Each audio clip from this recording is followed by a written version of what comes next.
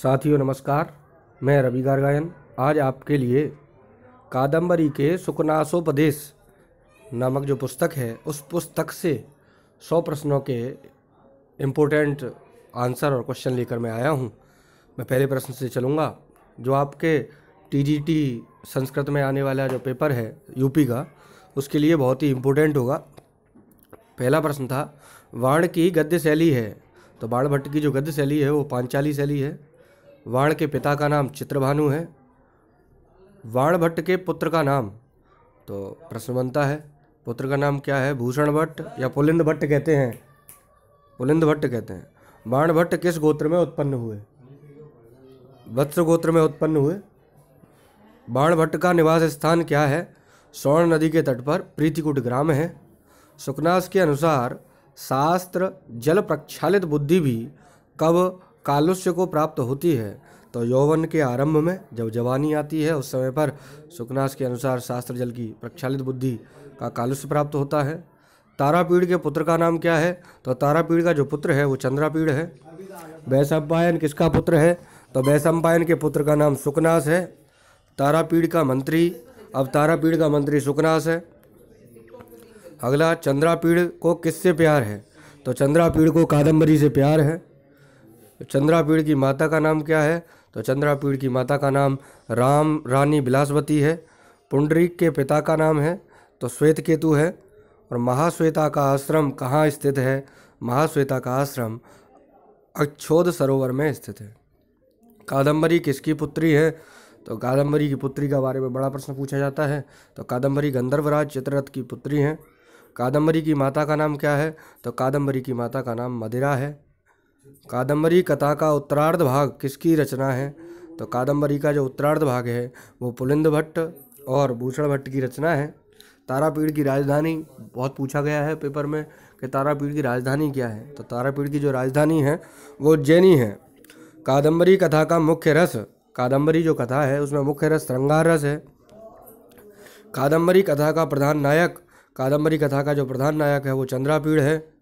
अगला प्रश्न, बाणभट्ट की माता का नाम क्या है, तो बाणभट्ट की माता का नाम राजदेवी है। शूद्रक पूर्व जन्म में क्या थे, तो शूद्रक पूर्व जन्म में चंद्रापीड़ थे। वैशंपायन के बाद चंद्रापीड़ और चंद्रापीड़ के बाद शूद्रक, ये क्रम आता है। तो कभी या तो वैशंपायन से पूछ लेता है, वैशंपायन के बाद चंद्रापीड़ आए हैं और चंद्रापीड़ के बाद शूद्रक आए हैं, इसी क्रम में आपको बताना है। तो बाणभट्ट की कादम्बरी क्या है, तो बाणभट्ट की जो कादम्बरी है वो एक कथा है। कादम्बरी के कथामुख के प्रारंभ में किस राजा का वर्णन है, तो कादम्बरी के कथामुख के प्रारंभ में शूद्रक का वर्णन है। युवा चंद्रापीड़ को सार गर्भित उपदेश किसने किया, युवा चंद्रापीड़ को जो सार गर्भित उपदेश दिया वो सुकनास ने दिया।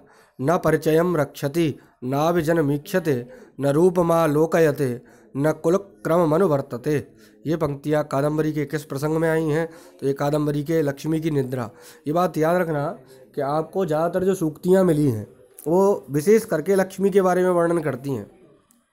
कभी लक्ष्मी की निद्रा या लक्ष्मी, इसी क्रम में आपको देखने को ज़्यादा मिलेगा। तो आप आगे देखेंगे अगले प्रश्न से। यह सारा काव्य जगत किस कवि का उच्छिष्ट माना जाता है, तो बाणभट्ट का उच्छिष्ट माना जाता है।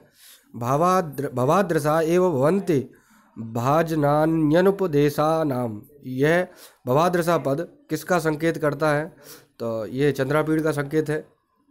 करिणा, करिणा पद का अर्थ याद रखना, करिणा का पर्यायवाची गजा माने हाथी होता है, कई किरण करया। तो पुरुषों के लिए समग्र मेलों को धोने में समर्थ बिना जल का स्नान है गुरु का उपदेश। रज निकर गभस्तया में गभस्तया पद का अर्थ किरणें है। हारीत पुत्र था महर्षि जावाली का। सालमली वृक्ष का वर्णन किस ग्रंथ में है, तो सालमली वृक्ष का जो वर्णन है वो कादम्बरी के कथामुख में है।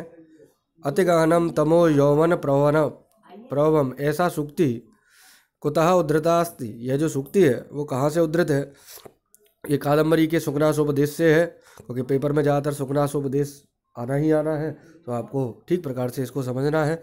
चंद्रापीड़ के चरित्र की विशेषता नहीं है, तो चंद्रापीड़ के चरित्र की विशेषता अस्पष्ट वक्ता नहीं है चंद्रापीड़।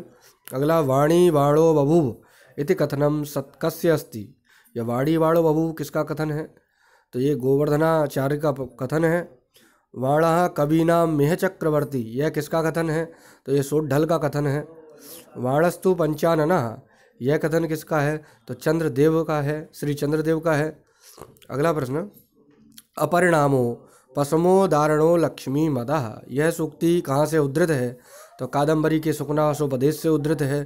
गंधर्व नगर लेखेव पश्यति एव नश्यति, यह कथन किसके लिए कहा गया है? तो यह लक्ष्मी के लिए कहा गया है। दुष्टा, पिशाची, अनार्या, दुराचारणी आदि पदों का प्रयोग बाण ने किसके लिए किया है? तो लक्ष्मी के लिए किया है। यथा यथा चेयम चपला दीप्यते, यहाँ चपला पद से किसका संकेत किया गया है? चपला माने चतुर, तो इसके लिए लक्ष्मी के लिए कहा गया है। कुमार तथा प्रयते था तथा नोपहस्यसे जनैः न निद्यसे साधुभिः न धिक्रियसे गुरुभिः, यह कथन किसके लिए कहा है? तो शुकनास ने चंद्रापीठ से ये कथन कहा है। बड़े बूढ़ों के उपदेश को बकवास समझकर उसकी उपेक्षा कर देते हैं, दुष्ट राजागण उपेक्षा करते हैं। न प्रणमन्ति देवताभ्यः न पूजयन्ति दुजातीन न मानयन्ति मान्यान् न अभ्युतिष्ठन्ति गुरून्, इन पंक्तियों में किसका वर्णन है? तो राजाओं का वर्णन है। अगला प्रश्न, इसवाह पद का अर्थ है? तो इसवाह पद का अर्थ सर भी है, बाण भी है, तीर भी है और उपयुक्त सभी माने तीनों ही के तीनों ही हैं। कुलीरा एवं तिर्यक परिभ्रमंती, यहाँ कुलीर पद का क्या अर्थ है? कुलीर माने केकड़ा होता है। खद्योत पद का अर्थ, खद्योत माने जुगनू, जो आकाश में उड़ने वाला है, इसका ये अर्थ है।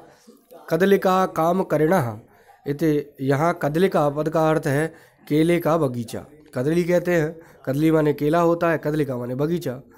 राहु जिह्वा धर्मेंदु मंडनस्य, राहु जिह्वा पद के लिए प्रयुक्त है, लक्ष्मी के लिए प्रयुक्त है। आशी विसा, आशी विसा, कहीं आपके मन में विचार आ जाए आशीर्वाद के लिए कहा गया है, तो यह आशीर्वाद के लिए नहीं कहा गया, यह सर्प के लिए कहा गया है। भीम किस राक्षसी पर मोहित हुए हैं? तो भीम हिडिंबा पर मोहित हुए हैं। लक्ष्मी कहाँ से पैदा होती है? तो लक्ष्मी क्षीर सागर से पैदा होती है। लक्ष्मी ने पारिजात के पल्लवों से क्या ग्रहण किया? तो लक्ष्मी ने पारिजात के पल्लवों से राग ग्रहण किया। लक्ष्मी कर्कशता कहाँ से ग्रहण करती है? तो कौस्तुभ मणि से ग्रहण करती है। पुरुषों में स्थित समस्त दोषों को गुण रूप में परिणित कर देते हैं गुरुपदेश। सुकनास अनर्थ परंपरा की कड़ी में किसे नहीं मानते? तो सुकनास अनर्थ परंपरा की कड़ी में सत्य संपन्नता को नहीं मानते। विदित वेदवस्य अधीत सर्वशास्त्रस्य ते नालंप मप्युदेष्टव्यमस्ति, यहाँ अधीत सर्वशास्त्रस्य पद किसके लिए प्रयुक्त किया गया है? तो चंद्रापीड़ के लिए प्रयुक्त किया गया है। निम्नगा, निम्नगा पद का अर्थ है नदी। अमृत सहो दरापि कटु विपाकः कौन है? तो ये भी लक्ष्मी है। महाकवि मयूर भट्ट की बहन से विवाह हुआ, बाण भट्ट का विवाह हुआ महाकवि मयूर भट्ट की बहन से। परस्परम विरुद्ध चेन्द्र जालमेव दर्शयन्ति प्रकटयति जगते निजम चरितम, इस पंक्ति में किसका वर्णन है? तो लक्ष्मी का वर्णन है। उपससाम में लकार है, लिट लकार। दातारम पद में प्रयक्ति प्रत्यय है, दा, त्रिच, द्वितीया और एक वचन का प्रयोग किया गया है। वारी शब्द में तृतीया विभक्ति रूप में क्या होगा? तो ये आपको धातु रूप जब आपने पढ़े होंगे तो वारी में धातु रूप और शब्द रूप में, तो वारी में वारिणा बनता है। अवधारयंतः में प्रत्यय है, तो अवधारयंतः में प्रत्यय है, सत्री प्रत्यय है। गहीरिव गृह्यन्ते मित्रैरिवा वेश्यन्ते पिशाचैरिव ग्रस्यन्ते इत्यादि स्थलों में अलंकार है, तो उत्प्रेक्षा अलंकार है। पुरुषोत्तमर तापी खलजन प्रिया रेणुमयीव स्वच्छमपि कलुषी करोति, इत पंक्तियों में, इन पंक्तियों में अलंकार है। विरोधाभास विग्रह बत्यप्य प्रत्यक्ष दर्शना, इस पंक्ति में संधि है, तो यड़ संधि है। अपरिणामोपशमः, इसका संधि विच्छेद क्या होगा? अपरिणाम उपशमः, इसमें आपको संधि पता है, गुण संधि है। राज प्रकृति में समास है, तो राज प्रकृति में षष्ठी तत्पुरुष समास है। बिटान पान्ति इति, इसमें व्युत्पत्ति से होगा बिटपाह। शुकनासोपदेश में मुख्य प्रतिपाद्य विषय है युवावस्था में लक्ष्मीजन्य मानसिक विकृतियों एवं उनसे होने वाली हानियों का। कादम्बरी कथा का नामकरण हुआ है नायिका के नाम पर। चंद्रापीड़ का एक जन्म का नाम है, चंद्रापीड़ के एक जन्म का नाम शूद्रक है। लक्ष्मी पापी समझकर किसके पास तक नहीं जाती, विनयशील के पास तक नहीं जाती। कुप्यंती हितवादिने, यहाँ हितवादिने में कौन सी विभक्ति किस सूत्र से हुई है, तो कुप्यंती क्रोध के अर्थ में चतुर्थी विभक्ति है।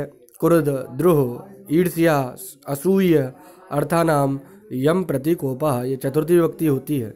अकाल प्राविड गुण कल हंस का नाम प्रस्तावना कपट नाटकस्य पुरः पताका सर्वाविनया नाम इत्यादि पंक्तियों में अलंकार रूपक अलंकार है। समुद्र मंथन से लक्ष्मी सहित कितने रत्न निकलते हैं, तो लक्ष्मी के सहित 14 रत्न निकलते हैं।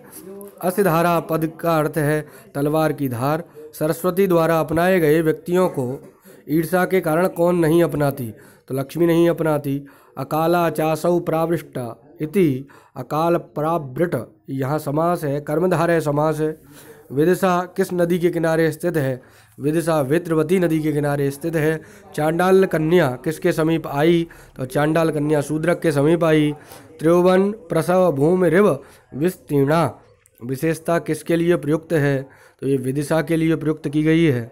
वैशंपायन की प्रेमिका थी महाश्वेता, जो प्रेमिका थी। अब कादम्बरी में वर्णन नहीं है, कादम्बरी में इन तीनों चीज़ों का वर्णन है, अच्छोद सरोवर का, पंपा सरोवर का, सालमली वृक्ष का, लेकिन देवदारू का वर्णन नहीं है। वैशंपायन पूर्व जन्म में था, पुंडरीक था। तुरंग बाण किसकी उपाधि है, तो बाण भट्ट को ये उपाधि दी गई थी। पेपर में बड़ा प्रश्न पूछा गया है, तुरंग बाण किसकी उपाधि थी, तो ये बाण भट्ट की थी। आधुनिक बाण के रूप में जाना जाता है, तो अंबिका दत्त व्यास को आधुनिक बाण के रूप में जाना जाता है। बाण भट्ट के भाई थे, बाण भट्ट के 2 भाई थे। संपत्ति रूपी तिमिर में होने वाला अंधापन कष्टकर होता है, किसने कहा, तो ये सुकनास ने कहा। अगला प्रश्न, अहंकार से उत्पन्न उष्णता शीतल औषधियों से भी शांत नहीं होती, यह कथन किसने किससे कहा, तो सुकनास ने चंद्रापीड़ से कहा। त्रयीमयाय त्रिगुणात्मने नमः, इस सूक्ति वाक्य में नमः के योग में किस विभक्ति का प्रयोग हुआ है, तो नमः योगे चतुर्थी, नमः स्वाहा स्वस्ति स्वधा अलम बसठ, इन सब के योग में चतुर्थी विभक्ति का प्रयोग है। तो अगला प्रश्न, राज्याभिषेक के समय किसकी आवश्यकता होती है, तो उपदेश की आवश्यकता होती है। कादम्बरी में वर्णित इंद्रायुध है, तो इंद्रायुध घोड़े को कहा गया है। ये बहुत प्रश्न है, ये भी बहुत इंपॉर्टेंट प्रश्न है। इंद्रायुध किसके लिए कहा गया है, तो घोड़े के लिए कहा गया है। कादम्बरी विभक्त है, 2 भागों में विभक्त है। कादम्बरी की कथा का अंत होता है, चंद्रापीड़ कादम्बरी के मिलन से होता है। अगला प्रश्न, कामपीड़ा में दिवंगत हो गया था, तो कामपीड़ा में पुंडरीक दिवंगत हो गया था। चंद्रापीड़ पिता के बुलाने पर आता है, उज्जैनी में आता है। चंद्रापीड़ का राज्याभिषेक करने की इच्छा किसे हुई, तारापीड़ को हुई। ये अब मैंने ये 100 प्रश्नों के आपके लिए आंसर बताए।